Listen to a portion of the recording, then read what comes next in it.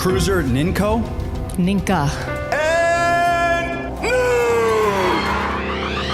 July 20th, San Diego Comic-Con, you're going to see the Inner Geekdom champion Rachel the Crusher Cushing. She will put that title on the line, and it will be against, that's right, the Smasher, Kevin Smets or Mike Kalinowski, who will win. We're 2 matches away from a championship belt. I'll make sure Kalinowski lives up to his name KO when I knock him out. You got this new breed that's come on up here, and they're bringing their A game. But they're just beginning, and Kalinowski's going to be the one taking on Rachel and San Diego. You're a bump in the road in my title. Comic-Con, that's where the next defense is going to be. That's where we're going to be on the other side of that table getting that belt back. If he wants to lose for a 4th time to me, bring it. July 20th, Saturday. You can get tickets right now at theshmoedownlive.com.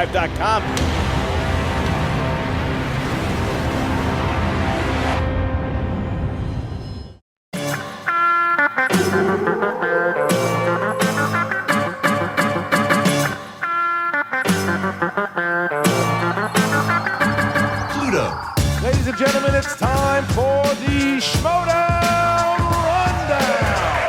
Introducing first, KRISTIAN, Janisch, and the host of the Schmoedown Rundown, Gilmore. What's up, movie trivia Schmoedown fans? Welcome to the Schmoedown Rundown, the official after show of the movie trivia Schmoedown. My name is Brad Gilmore, but you might know me by another name. You might know me as The Boat. Hashtag best of all time. Hashtag Brad's Opinions True. Hashtag Boat Life. Hashtag I'm on a boat. Hashtag what is going on in the NBA. And joining me on the show, as always, is the one and only Frank Janisch in Chicago, Illinois. Frank. Yeah. Frank. Well, first off, I got a question. Is it true that that's a different hat every episode? Is that true? Yeah. Yeah. I'm like Willie Mays Hayes. You know, I'm just nailing them to the wall, like the gloves when he steals the bases. Right. Yeah. People don't know. I would turn the camera around, but you know, It's too much. I have it all set up and lit in a certain way. Right. Anyway, Frank, how are you, man? How's everything been going in the world of Frank Janisch? Things have been slowing down. The past couple of weeks were a little busy. A lot of work outside the Schmoedown, and then doing work on the Schmoedown in terms of stats and whatnot. I got a big thing coming in the next, I don't know, week or so, couple weeks. I don't know, but it's gonna be huge.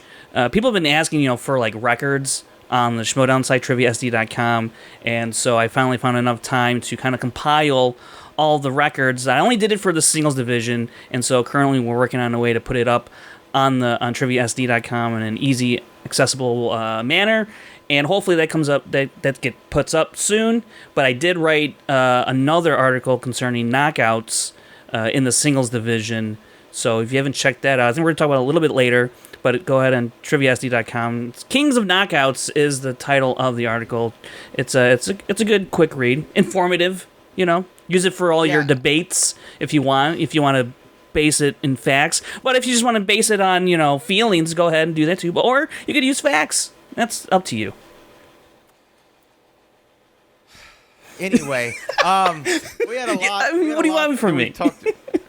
We had a lot. Frank Janisch, I'm going to be honest with you. Good. Because I'm normally not. Right. To be frank. Whoa. I had little to no energy before 15 minutes before the show. I've been doing ESPN at night. I've been up late, working on this, working on that project, this project, that. Getting ready for Las Vegas next week. Which, by the way, the boat will not be on the show next week. Decommissioned. Guest host to be announced later. But Russell Westbrook got traded to the Houston Rockets, and all of a sudden I have this energy. And I still don't know what's going on. But what I want to talk about is San Diego Comic-Con. Because I'm excited for this event now that we have 2 really solid Inner Geekdom matches. We have what I like to call the Battle for the GOAT, the main event. Right. The Mike Kalinowski versus Rachel Cushing for the Inner Geekdom Division Championship of the World, which Jay from Jay and Silent Bob was rocking the Inner Geekdom belt this week, which is just crazy. He was rocking the belt. I wonder if he's going to throw his name in the hat one day. And then you have officially Kevin Smets versus Adam Lavick in the undercard at this very same event. And I'm going to be honest with you, Frank. I love Kevin Smets' chances in this match. Adam Lavick's always been a guy who's been able to punch, be around, be active, be ready. It kind of almost reminds me of a guy like Mark Donica when he was active in the league, was somebody who was a contender, always going to give you a good fight, but almost turned into this quasi-journeyman of the Inner Geekdom division, to where it's like, hey, I'm going to give you a great fight always. I don't know if I'm going to win the big one against the AA fighters, but if you give me anywhere in the B and C and D range, I'm going to be competitive, and I'm going to win most of those matches. I think this is a good matchup for Kevin Smets. Kevin Smets coming off the most devastating loss, I think, all year, and maybe of all time. This has to be all up time. there. Wow, yeah. Well, just the way it went down. Sure. It reminds me of the Dan Murrell, Clark Wolf thing, but it's even worse. And I said that it's just really bad. I mean, Ethan Irwin. You said Ethan Irwin. Ethan Irwin. Yeah, Ethan Irwin. I'm sorry, Ethan Irwin, Clark Wolf. I just thought that was it was embarrassing. It was an embarrassing loss, and I don't like to drill Kevin too much about it. But I think embarrassing is a strong word. I think that's too strong of a word, but I can't think of any other one. But go ahead. Why is it too strong of a word? That was embarrassing. You had the game in your hand, and you said the wrong name. I think it's name that didn't even make sense. It's more unfortunate than it is embarrassing. I mean, what's embarrassing is if he went out there and scored 3 points in the first round and missed half his second round questions. That's not what happened here. He just had a very unfortunate case of mixing up the names. And here's the thing. I think embarrassing is too strong of a word, but if you want to use that, go ahead. I mean, I'm going to use it because it's the same thing of, I'm sure everyone saw the Ben Askren, Jorge Masvidal knockout, the flying knee to the face in 5 seconds. Yeah. I'm sure everyone saw this. Ben Askren, gif of a fight, yeah. Listen to this, though. Ben Askren, up until that point, was a lot like Kevin Smets. Knew he was good, never been defeated, great, had a great trash talker. Ben's a great trash talker. You got Kaiser with you. Devastating force that people are intimidated by. What Ben Askren experienced wasn't due to lack of skill. It was due to a mistake. He shot on a guy and didn't see a knee coming, right? It wasn't because Jorge Masvidal is better than Ben Askren. It's not because Jorge Masvidal is smarter than Ben Askren. It's Jorge said, hey, I see that he's shooting on me. Let me just run straight forward and see if I can clip him with this knee. It was an embarrassing loss by Ben Askren. It was embarrassing. It doesn't prove that Masvidal is better than Ben Askren. It just means he got caught in a mistake. It was embarrassing. This by Kevin Smets was the same thing. It wasn't that Mike Kalinowski was better than him in the particular match. He took advantage of a mistake that Kevin Smets made. That is why I say to you, good sir, it was an embarrassing loss. Nevertheless, getting back in there with Adam Lavick now is great for Kevin Smets. Kevin Smets, on paper, no disrespect to Adam Lavick, should win this match 9 times out of 10. He should. He should win the match. But let's see. Let's see if we're going to see the same Kevin Smets. Is he going to have that free-wielding swagger that he did before, where I'm going to answer the question before you even ask it type attitude, or is he going to have a more conservative kind of play? What do you think, Frank? Are we going to see the same Kevin Smets that we were used to seeing, who was on a warpath up until he made that embarrassing mistake? Or do we see a new Kevin Smets who's a bit more reserved, a bit more tactful, and going to really think everything through before answering? Yeah, I think you're going to see a much more tactful Kevin Smets in the situation. It's a live event. I mean, not quite like Collision was. Yes, live and not in front of 300, 400 people. But, I think you're going to see a different approach from Kevin Smets. I think he's going to learn a lot from what happened against his match against Mike Kalinowski. Do I think Adam Lavick's going to put up a good fight? Absolutely. That's what he's always done in his matches for the most part.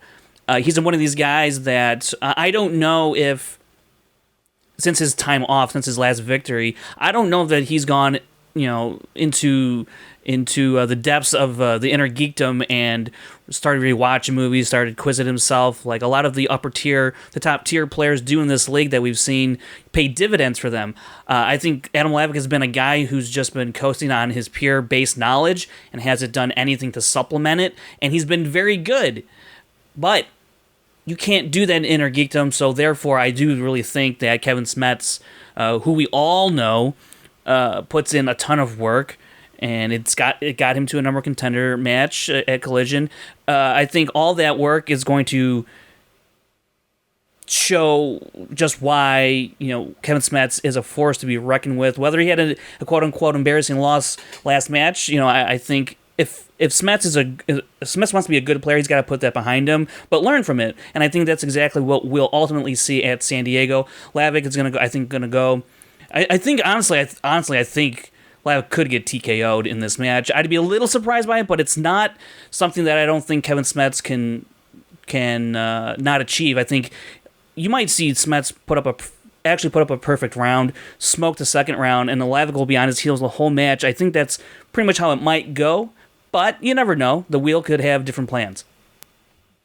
It could. The wheel could have different plans, and that's probably going to be a determining factor, and also the live event crowd. It'd be interesting to see. Now, Adam Lavick, was he in free-for-all this year? No, right? I do not recall. There's a lot of people. I don't think so. There were quite several. There were several people. I don't think that he was in it either. And so could the live event even have a bigger effect on Adam Lavick? Because Kevin Smets technically has been in two live events when you really think about it. One, the free-for-all. Of course he was in. Had a fine showing, I guess you could say. And then, Collision, pressure was on. It was live, and the pressure was on. So he's at least had some experience there that I think is only going to play to his benefit and play against Adam Lavick. Who knows how many people are going to be there at San Diego Comic-Con at the Schmoedown live event, but it's going to be more than Adam Lavick's ever competed in a trivia contest in front of. And who knows if that's going to sway him in any way. I think, though, if Kevin Smets goes out there, guns blazing, bam, bam, bam, KO or TKO in the second or third round, that sends a big message to Mike and Rachel. And I wonder, Frank, do you think a big, dominant Kevin Smets victory prior to the championship match would affect the competitors at all? Because do you think that either one of them, while they're prepping for this big match, are thinking, oh man, now if you're Mike, I got to go through Kevin Smets again. Is he going to make a mistake again that's going to open the door for me if I win? And then Rachel's probably thinking, oh man, I made it through Mike. Now I got to go against Smets. Do you think it throws them at all? I don't, because Mike has beaten Smets already, so he's gonna. He beat him, but did he beat him?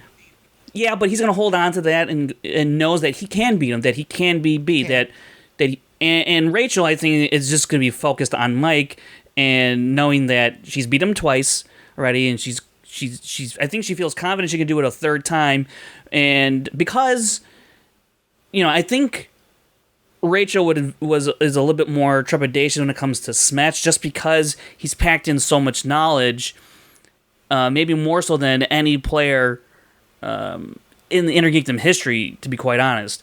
And I mean, his numbers do speak to that to a certain extent. So I really don't think. I mean, they're obviously going to watch, and probably, I think more so than anything, no matter who wins that match, they're gonna be looking at that match thinking, how did I personally do in this match? Because that will maybe give them confidence going into their match, or it might, if they didn't do so well, let's say they play along and they lost to whoever the winner was, in a manner of speaking. I don't know. Does that affect them going into their actual match against, if Rachel, let's say theoretically, plays along and doesn't beat Smets? Then does she go into that match against Kalinowski going, I don't know, I didn't do so well in that last match, let's see how these questions go, but I'm not feeling that great given how I just did with those set of questions? Or are they not really paying attention to what's being asked? They're just in their own zone. I don't know what they're going to be like pre-match, so it really could go either way, but if they do watch and they're testing themselves in that match, I think they should probably stay away from that just to steer clear of... I think so, only because, let's say, go through the first round, but forget the rest of the match. Because I think, let's say, would you want to take that chance of knowing that you would have quote unquote lost to Kevin Smets or Adam Lavick, and having that knowing going into your title match? I don't know. You want to have that. You know what I'm saying? But also think of this, Frank. Think of this though. Don't they want to know what questions are being asked and what they don't need to remember? Do you know what I mean? I mean, I think I think they should definitely know what was the wheel, what was asked in round 2, because now you know that that well is going to be a little bit deeper if you land on that category that was already used in 4 questions. But I don't necessarily think they need to be measuring themselves against Lavick and Smets in that match. I mean, do what you want, but if it was me, I don't know how to be doing that. But I definitely would want to know what was used in the second round, and possibly what categories popped up. Like for that 5-pointer, what was their 5-pointer? What category was that? There might be some useful information. But yeah, it's going to be, I'm curious. I would actually love to ask them what they would prefer to do in that kind of situation. Yeah, it is interesting one to ponder too. I think that if they do anything, not maybe play against these two guys, but definitely see those round 2 questions. See what categories were picked and what I should stay away from. Because the interesting, or though, should they even? Let me ask you this: should they even be allowed to watch the first match? Yeah, they should be allowed. I mean, that's really why not? Well, I think about so, it. Think about it in terms I know it's not a 1-for-1 comparison. It's not apples to apples, but think of it in terms of Family Feud, right? When you're doing fast money, one person gets to be out there and the other person has to be in the back, so they don't know what questions are being asked. And I just wonder if there's any validity to that. I don't know if there is or not. I don't know if that should be something discussed within league ownership. But it's an interesting one. Why do you say that they should be able to watch? Like, why do you say that so quickly? Well, because it's not like they're going to be asked the same questions. I mean, but just for the advantage of knowing the wheel is my main thing. Well, we always know what's going to be on the wheel. There's always a set. Those categories are set. They don't. No. Change. No, that's not what I'm saying. That's not what I'm saying. I'm not saying knowing what categories are on the wheel. Knowing what categories were selected, that could give you an advantage. Sure, but guess what? Even if they weren't allowed to watch, someone could just be like, they could ask anybody in that crowd, anybody backstage, and ask, hey, what were the categories in round 2? They go out in the crowd and they'd be like, hey, what they spent? Why not? If they were banned, that's what I would do. But what if that's like, I can't help it if the crowd shouts out. I can't help if the crowd shouts. That's not. But if I can't control them. You're Dr. Point. You start off at -1. Anyway, right. It is interesting to think about, and those events are going to be awesome. But do you think that if Kevin Smets goes out there, KO's Adam Lavick, he's back as the #1 contender? Yeah, well, I think he might. Or does he have to have another match? I think he. That's a good question, but I'm leaning towards. The question should be. It really depends who wins the title match. Yeah. Mm-hmm. Yeah. Yeah. If Rachel retains, then Smets is next in line. If Kalinowski wins, then I think he might have to play Rachel to get to the title shot. Yeah. Yeah, I think those are the pathways. Let us know what y'all think about everything that we just discussed. Does Adam Lavick lose? Does Adam Lavick win? How does Kevin Smets fare? And should Mike and Rachel watch the match, or should they not? Yeah, that's Frank, a good one. though, we've talked about Kevin Smets, who's a knockout artist. We've talked about Mike Kalinowski. Nickname is KO. There's some people who really have mastered the art of knocking somebody out cold. There have been a lot of great players, just like there have been a lot of great boxers. Floyd Mayweather is a great boxer, but you know what he's not known for? Knocking people out, unless your name is Conor McGregor. He's known as a defensive fighter. That is his specialty. I play from the outside. I'm very defensive. I don't punch. I counter-punch. But then there are guys like Mike Tyson, who had an iconic video game called Punch-Out, because he would always knock you out. This is the man who was feared by every heavyweight from here to China, and he was the true king, especially in the 80s and 90s, of the knockout. Yeah. Let me ask you this. You wrote this article, you did the stats, you crunched the numbers. Frank Janisch, who is the king of the knockout? Dan Murrow. I think if you didn't know that, then you haven't really been paying attention. Because He's got, what, 8 knockouts? he has 8 combined knockouts since 2016 when he entered the league. He's the only player to have 2 seasons in which he's had 3 combined knockouts. He did it last year, actually, when he knocked out Clark and Draco and Stacey Howard. He knocked out Stacey Howard and TKO'd and Draco and Clark Wolf in that tournament. But then in his first year, though, in the league, he TKO'd John Campia, Scott Mance, and unfortunately Clark Wolf. Poor woman's been knocked out twice by Dan. That's just brutal. Once in a title match, once in a number one contenders match. But he's got 8 total, and in those knockouts, he has an average accuracy rate of, what did I put here, 86%. So he's been downright nasty and dominant, and he has 8 knockouts, and he has 12 total wins. So only 4 of them didn't result in a knockout, which is incredible. And the other interesting thing is when you read off those names for Dan, 2 people are singles, former singles champions, and Mark Riley. When he got the TKO result in that triple threat at Collision in 2017, and then he TKO'd Bibiani this past year, or earlier this year, and then he TKO'd former team champions and current team champion Clark Wolf and Mark and Draco. So 5 of his results come against former or current champions, which is just a mind-blowing number. For that to be the majority of his knockouts come against champion level players. So there's no doubt when you take a look at everything he's done in the league, in the singles division rather, he is the singles greatest player of all time. There's really actually no debate about that one. I mean, I know people will point to Levine. He did it for 1 year. Dan Murrell's been doing it since 2016, and it's pretty remarkable. I really appreciate Sam Levine and think that what he pulled off, he might have had the best he might have had the best single year of anybody ever. I think, winning both tournaments, winning. Yeah, I think that's very that's very debatable. Easy. And there might be a couple other years that you could debate. I mean, even the run that Dan Murrell's on it might even be up there. Ethan Irwin last year was nuts. Ethan last year as a rookie, absolutely. Even Paul this year is Paul's on one right now that could rival some of these runs. No, it could. It could. I mean, especially if he goes undefeated and wins the championship as a rookie, be pretty crazy. But at the same time, to win both tournaments, to win both titles, that is insane. And to defend them. So I understand that, but when we talk about just singles, I don't like to bring in what Sam did in teams because I like to keep them mutually exclusive. No. You know what I'm saying? Right. Yeah. No. And I'm just saying, he has the best overall year. I don't think anyone's topped him. Overall year, no one's exactly. No one's topped him. But Dan Murrell is the greatest of all time. He's the greatest of all time for several reasons. And I think that the 8 knockouts is actually a big reason that he's the greatest of all time, and his ability to adapt to the game. He had to take it on the chin from Andrew Guy, but since then he's been able to adapt to the new game. 4 in a row since. He's the Undertaker, man. He's been able to adapt through all eras.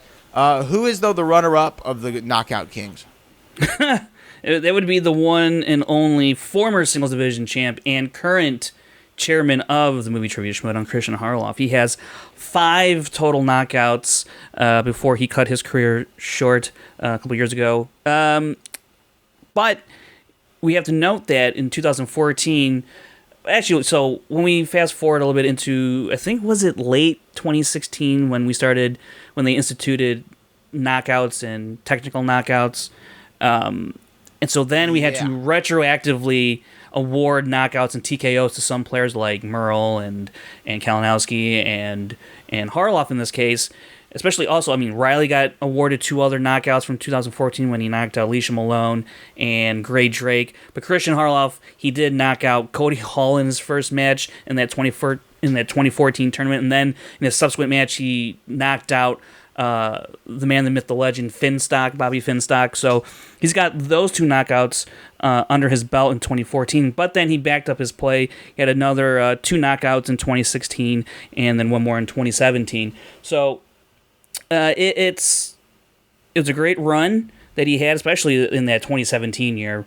Surprisingly, he had a really tough road, and he won 5 in a row that year to get the title, and he only had 1 TKO on that path, so it was a pretty arduous journey, and to only come up with 1 TKO it says just the level of play he was going up against, so that's why. But then you compare that to what Dan Merle did.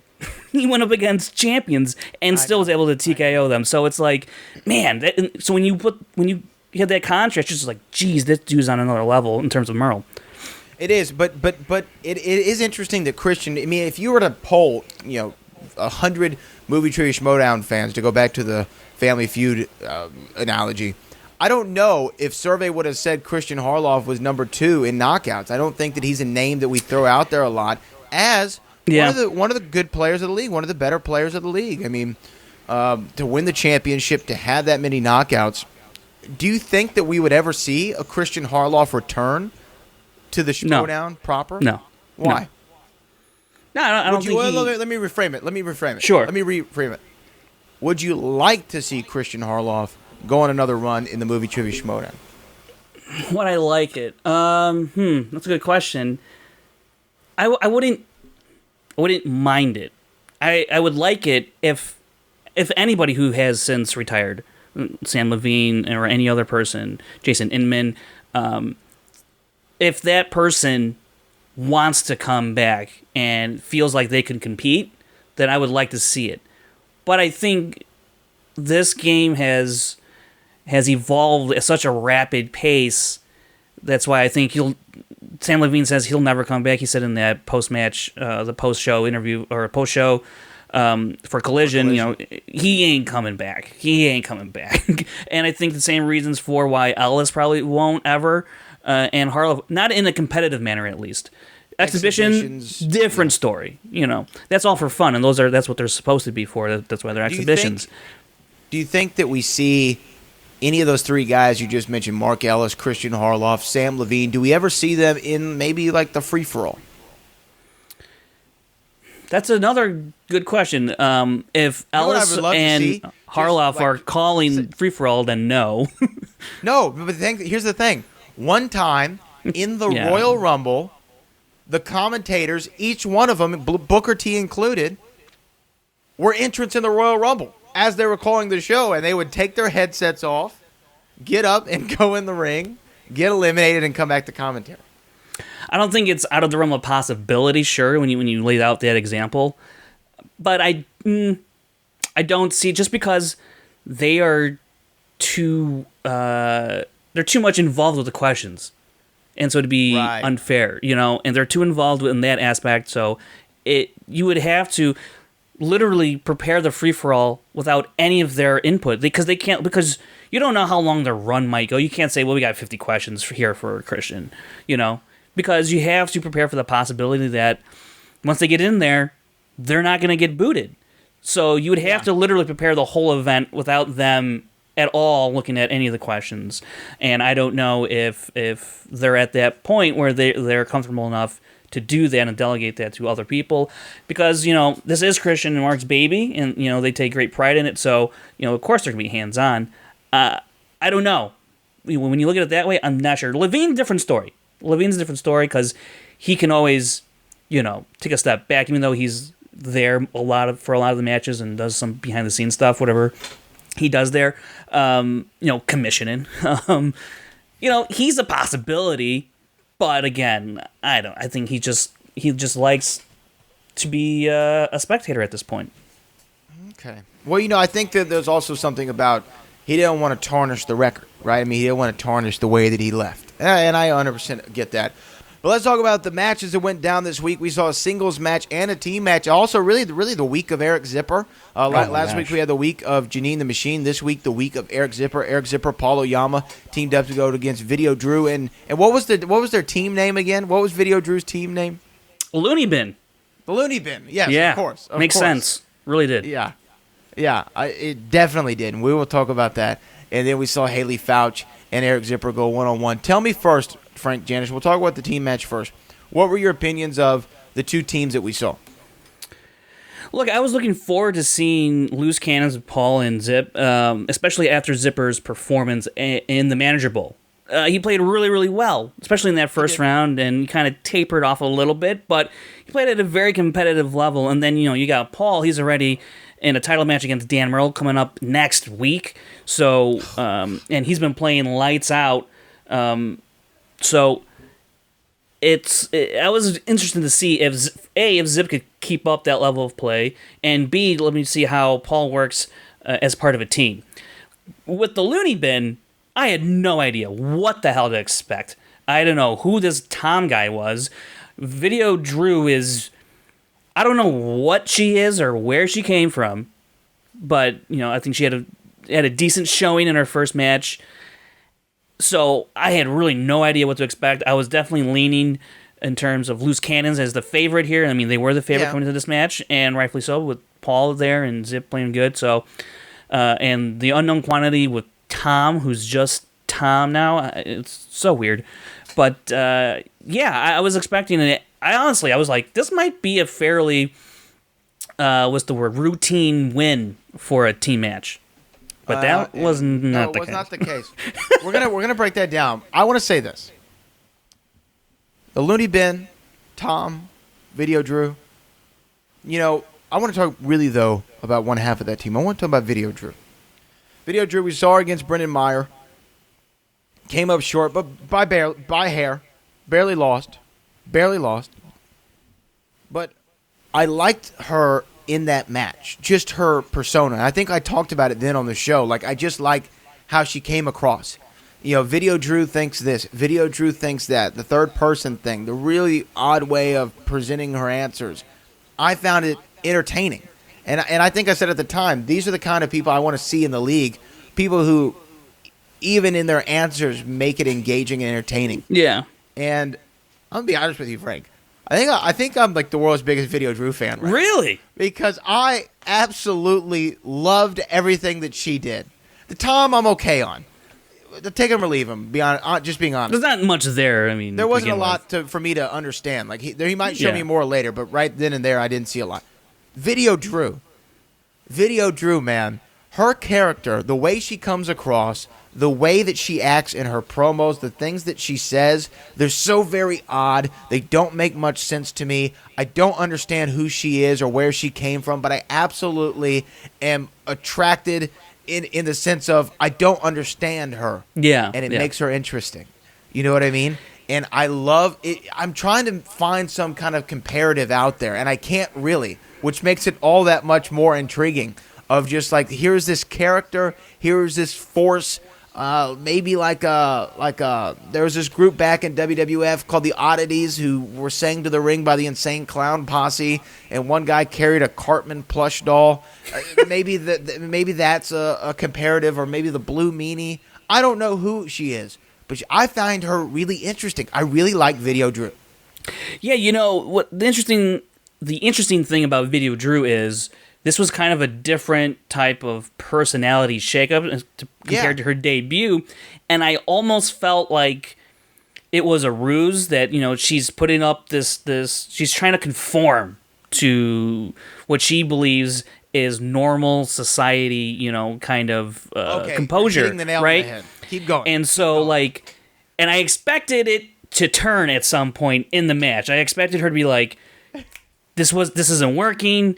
I'm trying to be nice. I'm trying to play nice here, but I'm just going back to old Video Drew that we saw in her debut. That didn't happen, which I thought it still worked for me. And you're right. I'm captivated.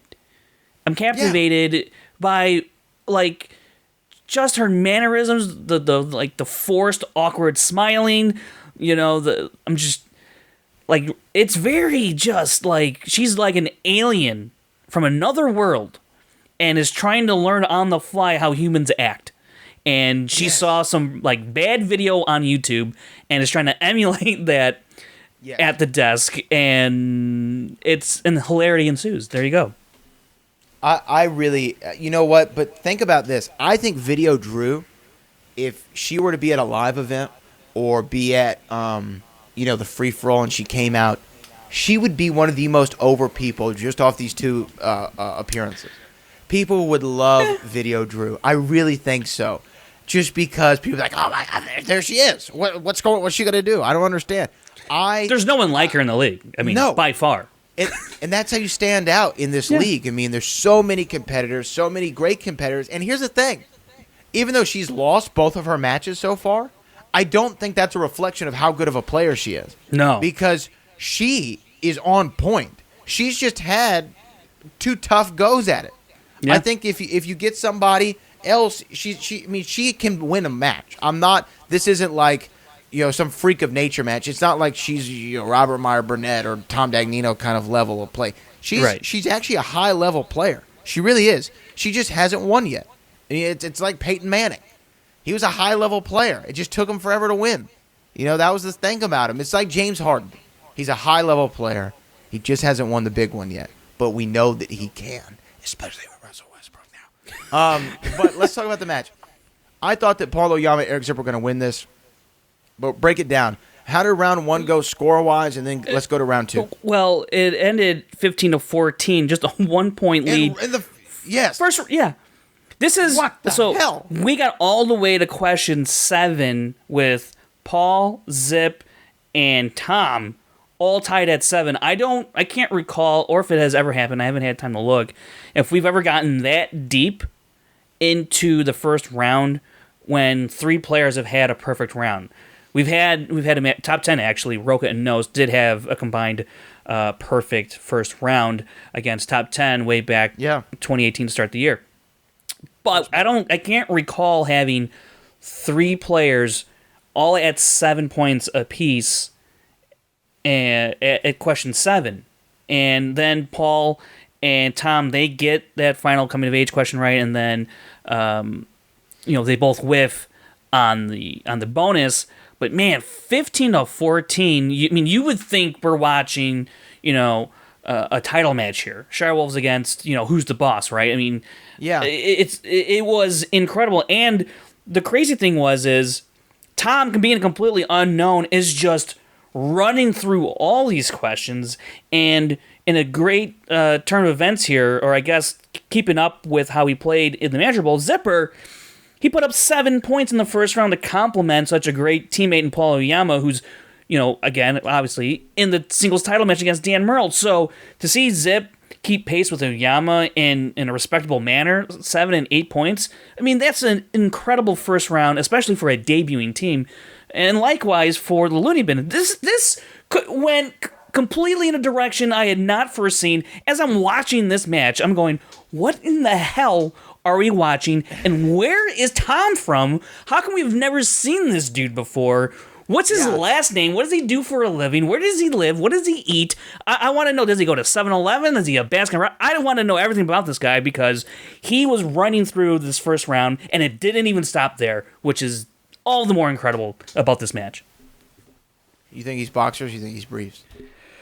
I think he's a boxer brief dude. I think he's a combo. I think he's probably. You know what I think he wears? Fruit of the Loom. Jock strap. Let's keep going. Let's keep going though. Round 2. Break it down. Who went first? What categories did they get, and so on? Yes. So Looney Bin goes first, and they land on modern classics. Now, correct me if I'm wrong, Brad, but I cannot recall a team taking modern classics. I think a couple have landed on it, but I don't know if it's in singles or if it was in teams, but they passed on it. And so I can't recall if this was ever been used. I would have to go back and look. I don't think that it has. I don't think so. I don't think that it might have been used once in singles. I can't recall off the top of my head. It's been in singles. I don't think it's been in teams. I think it's been like a first round category or even a third round category. I don't think it's actually. I don't think anyone's actually taken the slice. I could be wrong. It does have Back to the Future on it. I can tell you that much. Right. The slice has Back to the Future. And so I was very curious to see if they're going to take the slice, and they took it. And I was like, all right, cool. I want to see what kind of questions are in here because it's not a category that's been used a whole lot because I can't really remember. So if it was used, it's maybe once or twice. And then Tom just fires through this thing. I mean, he was conferring with Video Drew on just about every single question except for that last one. He was conferring with her, so I think he has some knowledge of the game, or he's just a really good intuitive teammate with Video Drew there, just conferring with the answers there. But it looked like he was in total control. I don't know how much video Drew knew. It's hard to tell in these second rounds, especially when Tom is the one on the mic giving the answers, Answering everything the whole time, right? I would still suspect Video Drew knew a majority of these questions, but the manner in which Tom, I think, was able to recall the answer, the speed at which he would know these answers, was just blowing my mind. And to It go was fascinating. 6 for 6, 12 points, Modern Classics. I mean, you were only down by 1. You're a debuting team against another debuting team, but they have some more experience, far more experience than you do, and you just, knocked it out of the park. It was insane. I would have loved to have been there. And I got to say real quick, if you looked at the schedule for this week, we got Zipper and Fouch, and we got 2 debuting teams. Even though Paul's in there, if you're like, I can wait, maybe I'll catch it in a week or two. If you did that, you just look really dumb right now, because these are You look like an idiot. these 2 matches that are phenomenal, and I will say probably at the end of the year, these matches might get a little forgotten just because there's no name recognition, It's unfortunate, but... And there were no stakes, really. Right, and there's no stakes, but man, this is some of the best matches we will have all year, and I will fight for this one to be at least team match of the year. It's going to be, it has to be in the running. I think so. I think you could do it. I think that, I think that it is interesting. It is interesting to see, if they will end up on that list. But I will tell you that you are right in just a phenomenal show of intelligence on Video Drew and Tom's part in this Modern Classics category. Of course, the first question was who played Biff in Yes. Biff Tannen in Back to the Future. Interestingly enough, Roka's really been brushing up on his Back to the Future. I don't know if you heard him on Collider Live. He said the reason he said Fruit of the Looms is because he thought that Marty's name might have been some stupid designer jeans in the 80s. Sergio Valenti. Yeah. Sergio Valenti Sergio or Antonio Valenti. Spendiari or Giorgio Armani. Something stupid. He said something really Antonio idiotic. Spendiari, I think, is a poker player, but yeah, go ahead. He is a poker player. He's doing great in the World Series right Is now. He's phenomenal. He was, you should have seen it. He called, never mind. I can't go into it. Yeah, But anyway, Roka was actually playing along with this match. I don't know if you know this. John Roka was playing along with this match, and when this question came up, they said, who played Biff Tannen in the Back to the Future? He said, Chris Paul hates James Harden. And he was wrong. He was very wrong. It's weird. It's weird why he goes, to these really odd Interesting. places. Yeah. He's a really odd dude. He's actually pretty weird. He's pretty weird. He's really getting to that, like, I'm on the porch old man stage of his life. Sure. Like, he's really embracing it. He's very much Clint Eastwood in Gran Turismo or whatever that movie was called. Torino. Really, It's not the video game. Gran Turismo is that's a video Gran game. Turismo? Yeah, Gran it's a video Torino. game. It's a video game. But you like Gran Torino Gran movie Torino. and car? Yeah, Yeah. you're that there. guy. Yeah. Oh, you know what I meant. It was. You a were movie that no doing one really so cared about. good trying to burn Roka, and then you flubbed. So it's all for nothing now. You know what though? if that question came up for Roka, he would have said Gran Turismo. He might have. He That's might. exactly. So you know what? I was thinking as him. Anyway, we saw Paul Oyama, Eric Zipper go up. They spun. What'd they get, Frank? They initially landed on Brad Pitt, and then they spun namesake. again, and they get stuck with Clint Eastwood, which I was like, I don't know how that's gonna go, but because Paul's on your team, I think you got a shot, and they did fairly well. They went 4 of 6 for 7 points, so not too bad. But now they're facing a 4-point deficit to the loony bin here. I think what I did like about that round though was there was a couple of questions where I saw Paul kind of had a lean on Zip there, and a lot of kind of the deferring seemed to be going from Zip to Oyama, but I mean that's to be a little bit of expected, just because I think people will naturally view Paul as the stronger player, and rightfully so. And that's not to discount Zip, because man, did he ever show us what he was made of this week? Absolutely. But I thought there was really good teamwork there, and I think and I think going forward, it's going to be interesting to watch this team. Kaiser's got man, I don't know what he's put in their water, but man, it's doing wonders here. And sure, seven points here earned to the Looney Bins 12 because Tom's a maniac. It's not. I mean, 4 points is pretty huge going into a final round. So I was like, damn, dude, I think Looney Bin's gonna pull this off, and it's all because Tom. I mean, he's only missed one question. And then you want to count the steal miss opportunities, which really should have done in loose cannons had Looney Bin capitalized on those 2 misses. Looney Bin's probably on the winning side of this thing, and that's how close this match was for 2 debuting teams. High-scoring match so far, 22-26 heading into that final round. It was riveting, man. It was riveting. Yeah, no, I 100% agree with you. I don't know why I keep wanting to call this team the Card Sharks, but I think that they did. I don't know why. I just keep wanting to call them the Card Sharks. I think it's a But card you're right. shark. Oh, there you go. But I think It's a Friends reference if anyone's out there knows that, but that's a deep cut. Sorry. Go ahead. That show offends me, and they should pull it from all streaming services. But I agree. They are. You didn't hear about that? It's going to didn't hear HBO about Max. It's going to HBO Max. I don't even know what HBO Max is. Well, What's dude, HBO Max? Read the news. It's the Did new they buy streaming Cinemax? service. No. They were... Okay. What? I'm way off. Yeah. I'm way off. Go read some news. They Anyways. said that Monica being in the fat suit is fat shaming, and they try to get it pulled from Netflix. You didn't hear about this story? It doesn't matter. Anyway, I'm serious. I believe you, but it's... Let's talk about Yeah. the third round. Let's just skip this conversation. Go to the third round, Frank. Yeah. So, Loose Cannons has to go. They put up... so they're down 4, so they have to answer their 2 and their 3. And I was curious to see what their strategy was going to be. Both players have played, Zip and Oyama have played very strong thus far in the match. But Paul is, I think, even Zip would defer to Paul being a better player knowledge-wise. And so I was wondering, are they going to go, Zip, since you're the lesser of the 2, you take the 2-pointer. I'm the better guy. I'll take the 3-pointer. And that's not what they did. They played for the points right there and then. And so Paul goes in Spielberg. He gets it.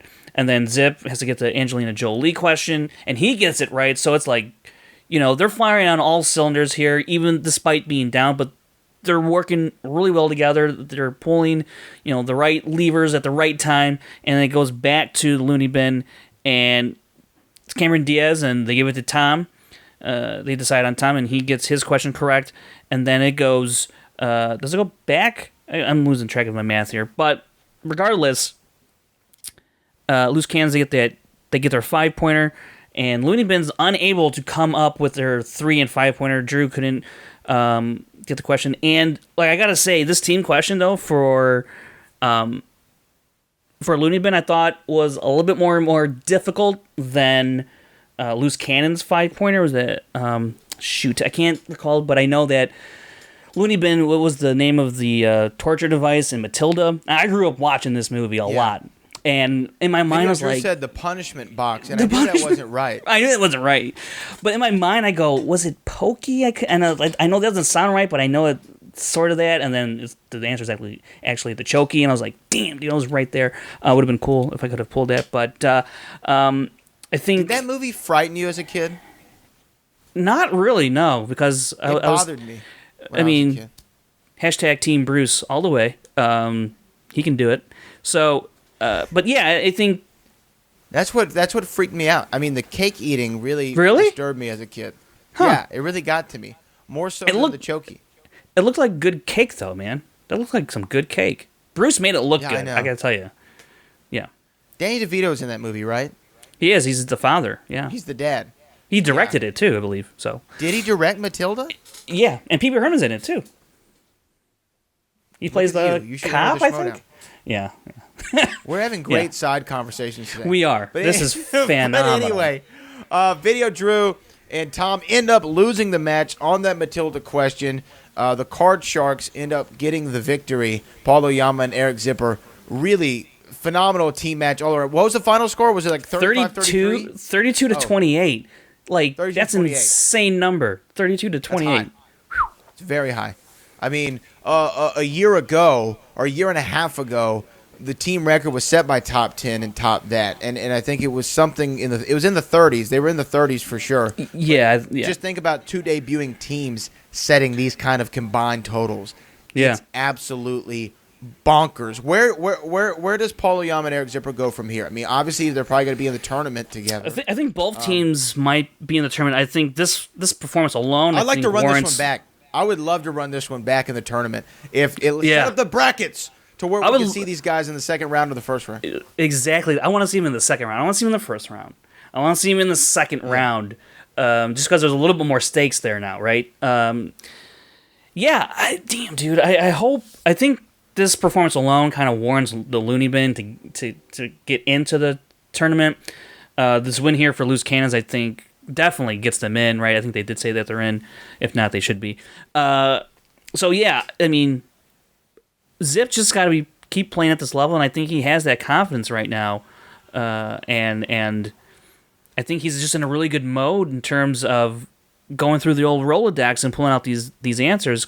And also I think he's playing the game very tight. We'll get into his singles match because that also plays into it. But man, this was just a great match that I did not see coming, and if somehow you're listening to us without having watched this team match, and you've gotten to this point now in the episode, still go back and watch the match, because you really need to see it to believe it. Like, if you just hear it, probably sounds like, holy crap, that was a great match, but go watch this. I mean, I might actually watch this the second time or a third time. I mean, it's because I don't understand how 2 debuting teams, especially one of Video Drew and this dude Tom, like, I don't even know what he actually looks like. He doesn't even have a Twitter handle, didn't show it on screen. I don't know. He said he watched movies in strangers' houses.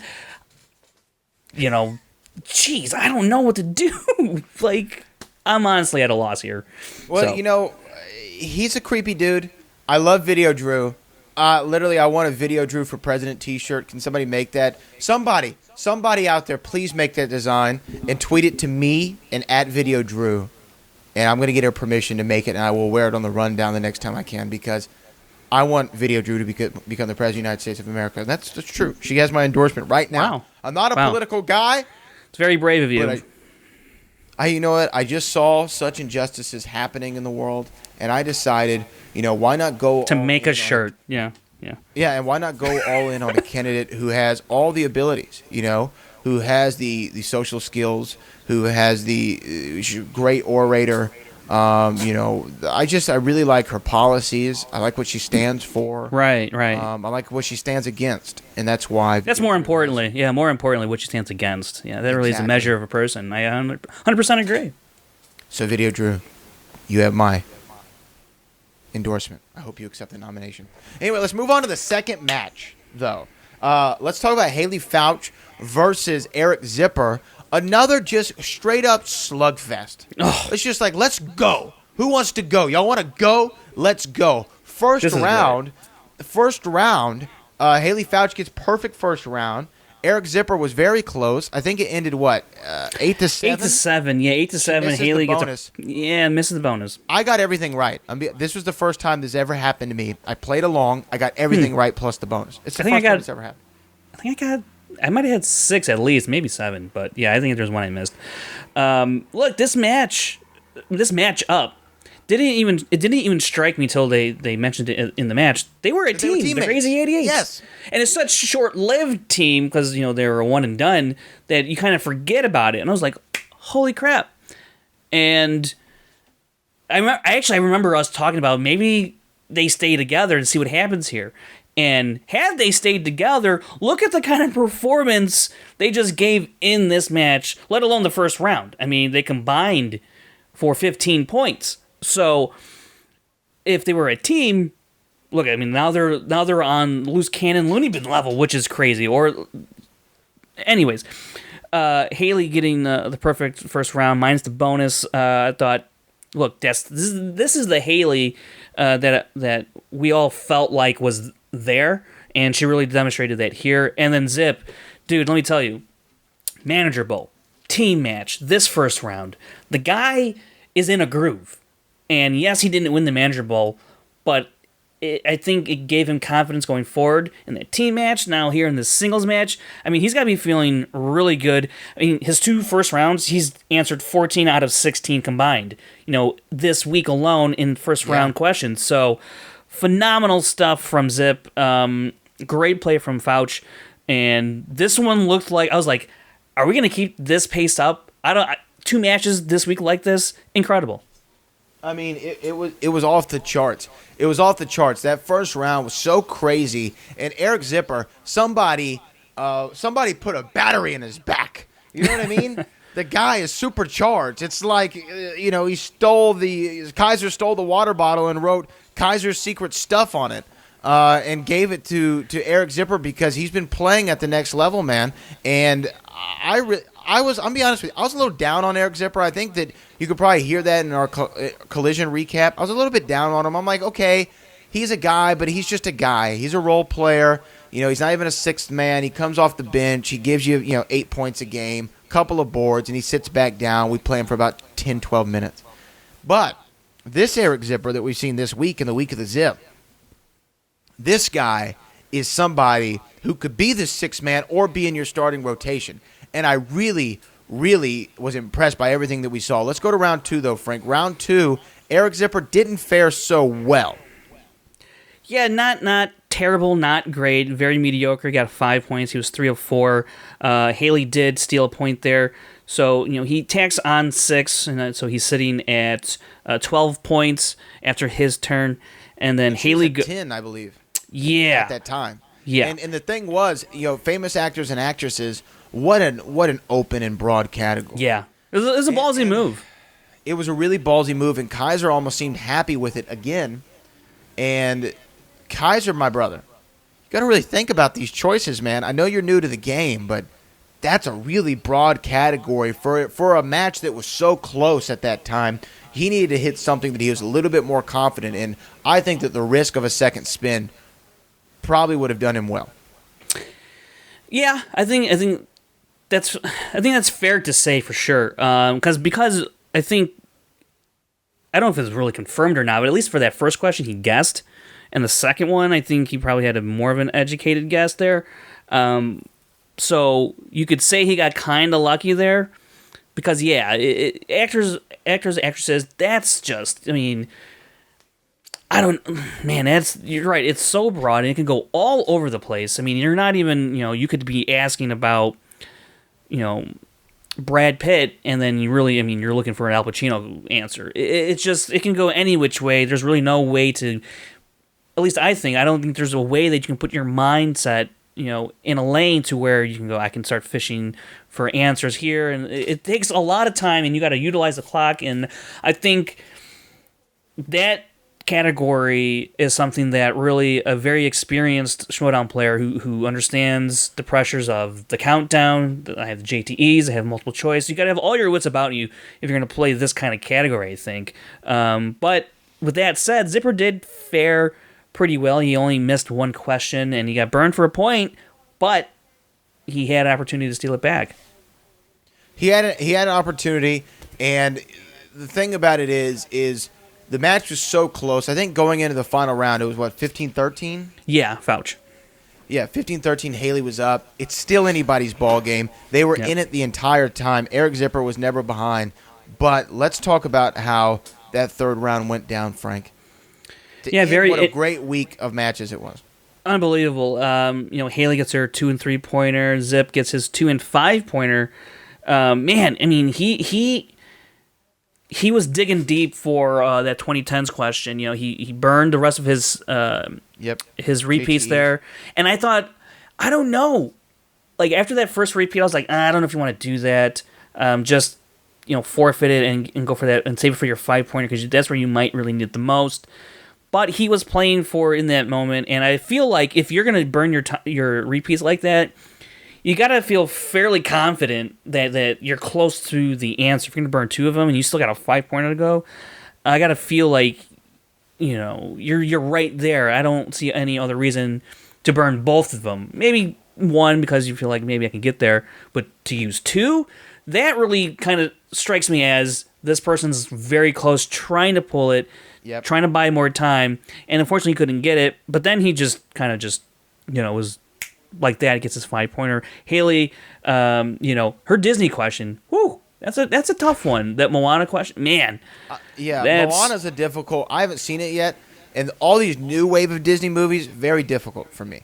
I feel Haley Fouch on this one, but continue. Yeah, so she's gonna miss it. She burns all her repeats on that one, her last two rather, and she goes, I don't know, let's go sudden death. So off to sudden death we go. Come on. So good, and I thought this match was killer. I thought Haley actually had it right there. I thought that maybe she didn't seem like the Ben Bateman type to play it up a little bit. Right. But I thought there might have been something there, I mean, just because the match was so good, for it to end on like a buzzer beater would have been great. But sudden death, Frank.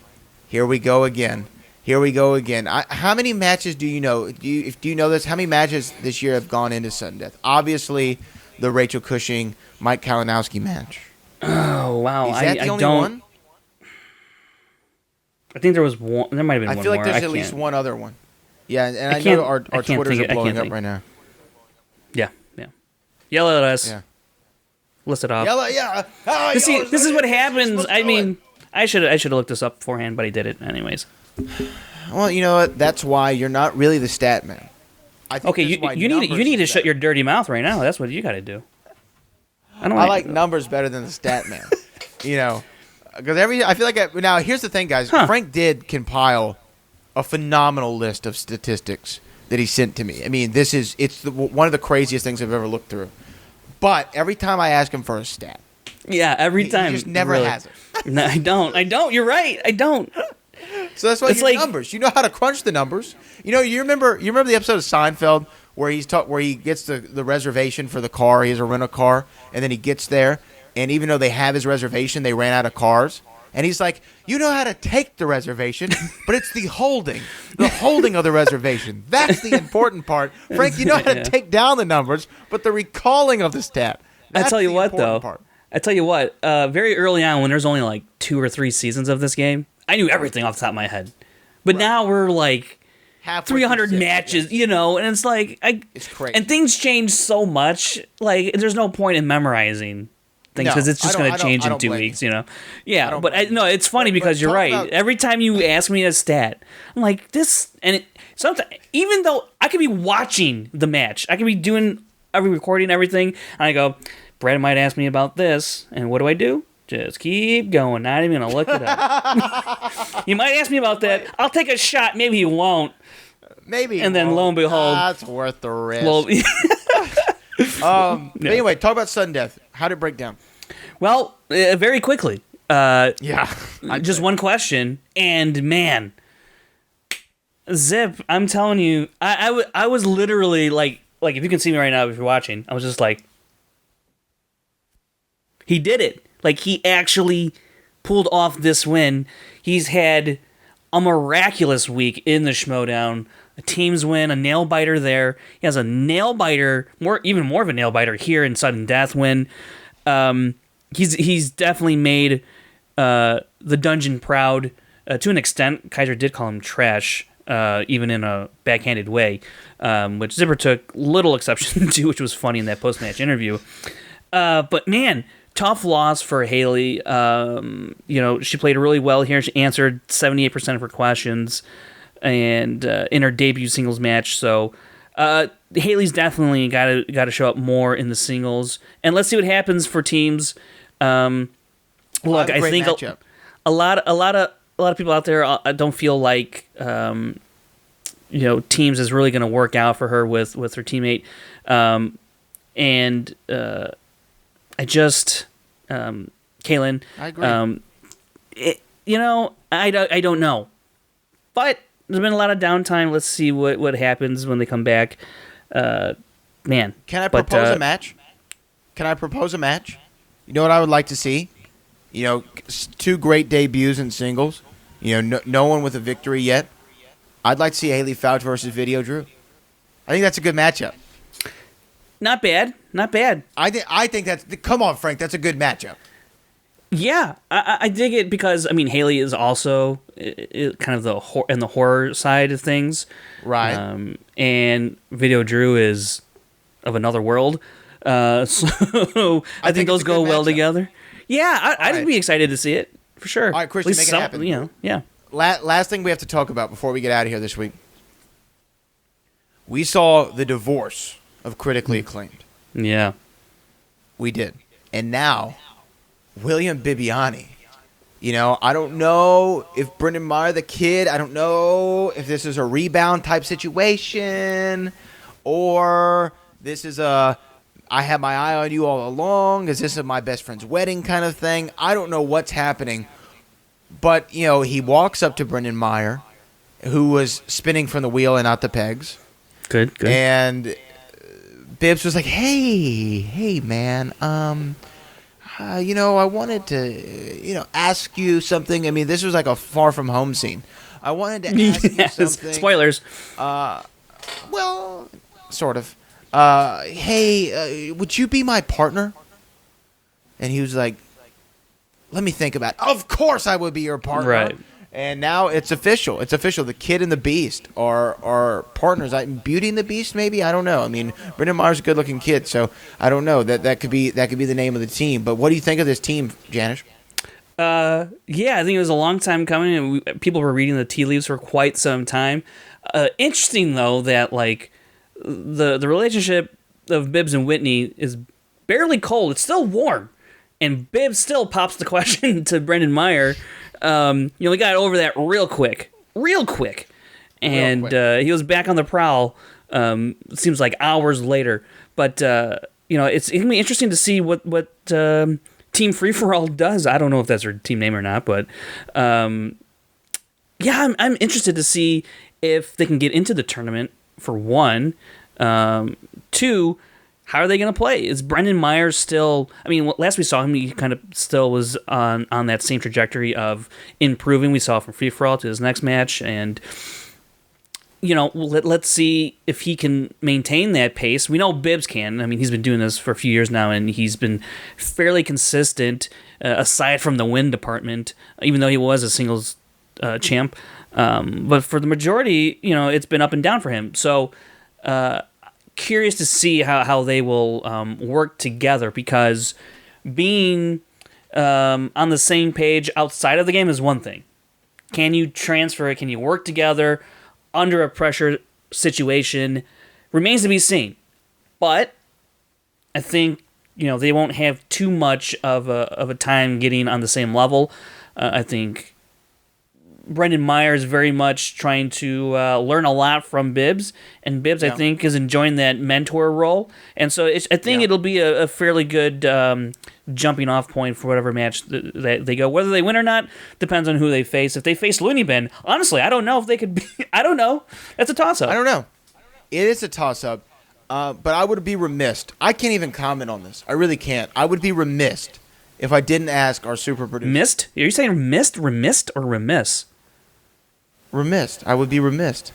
Remiss, like lady of like mist, are you saying mist or miss? I would be remiss. Remiss. Now, what are you talking about? Are you putting the T at the end, or are you just No, remiss? Because it sounds like you're saying remissed. I don't know. Chris, what do you think? I have a couple strong feelings about the fact that Critically Acclaimed got dismantled before having a final match. I don't feel like the team really got... I have a hot take. I don't feel like Critically Acclaimed... Go for it. Yeah, I don't feel like Critically Acclaimed got their fair share in the Schmoedown. They were so consistent in the win department compared to other teams that kept getting headline matches and match after match after match. Critically Acclaimed, they played 8 matches in 2 years, or 6 matches in 2 years. They didn't even hit the 10-match mark. And I feel like, I don't feel like we saw enough of them. And their last match against Shire Wolves was a very high-scoring match for a team that lost in a championship. So I think they died a little too soon. It's great that we're going to see Whitney with Mark Edward Hoyk and we're going to see this Yeah. team with Bibbs and the kid. It seems like it's a great change-up. I'm just bummed that we didn't get to see more of Critically Acclaimed on an objective level, just because I feel like they were a really good Sure. team that I don't think got their due. So you're basically saying you're mad at Bibbs for breaking up Critically Acclaimed. Oh, is what I'm you're saying. furious at Bibbs. We're not friends anymore. It makes me sad inside. Whoa! I mean, he Chill out. Hey, breathe. had a wandering eye, and Whitney didn't like it. Breathe. You know. Hey, brother. Hey, brother. Hey, look, I'll never forget this. I was with my uncles. They're twins, right? They're in their mid-50s at the time. We went to Home Depot. We were working on a project for my grandparents. There was a nice, very attractive young lady walking in very short shorts across the parking lot at this Home Depot. My Uncle Reese said, "You got any fries with that shake?" He actually said Oh my this. God! Did he really? My- Oh wow! He did. My Uncle James said, "When I stop looking, that's when I'll be dead." And that's what happened to Bibiani. Oh He my couldn't goodness. stop looking. He couldn't stop looking. So he had to move. He had to jump on the new hot young thing, a.k.a. Brendan Meyer. I'm telling you, man, it happens such a every time. weird it's sentence, tale but as yeah. old as time, because it happens all the time in this league. But anyway, what do y'all think about Critically Acclaimed's breakup and Bibiani's new side piece, that young tenderoni, a.k.a. Brendan Meyer? What do y'all think about it? Y'all comment below. But that's it for the Schmoedown Rundown this week. Frank, let the people know where they can find you, follow you, and all that. Yeah, you can find me on Twitter and Instagram at FrankieJ29, and check out TriviaSD.com for anything that I publish over there. Hopefully, we'll get those singles records up there in no time, but they are coming, and stay tuned. Chris Clark, where can people find you, follow you? You can always find me on Twitter and Instagram at ChrisClark8788. Those numbers mean nothing. And Season 4 of the Schmoedown is coming to the podcast feed. I'm working on it now. Hopefully it'll be done by the end of the month on the Schmoedown Classic Network. But until then, be sure to check out Season 3, which is online right now. Bada bing, bada boom. And you can find me on all social media at Brad Gilmore. Oh my goodness, am I going to be sending out some hot, spicy takes on the NBA and everything in between for the next week. I'm going to miss all of you out there. The boat will miss his fellow sailors next week while I am in Las Vegas, Nevada. But there are matches that are so big, who knows? I might have to, board a dock or whatever you say. I might have to dock. The boat might have to dock for a second and give his quick takes and opinions on everything that's going on in the movie tree Schmoedown. But for Frank Janisch and Chris Clark, I am Brad Gilmore. I am having a lack of sleep. I think it's called sleep deprivation, and we will see you next week on the Schmoedown Rundown.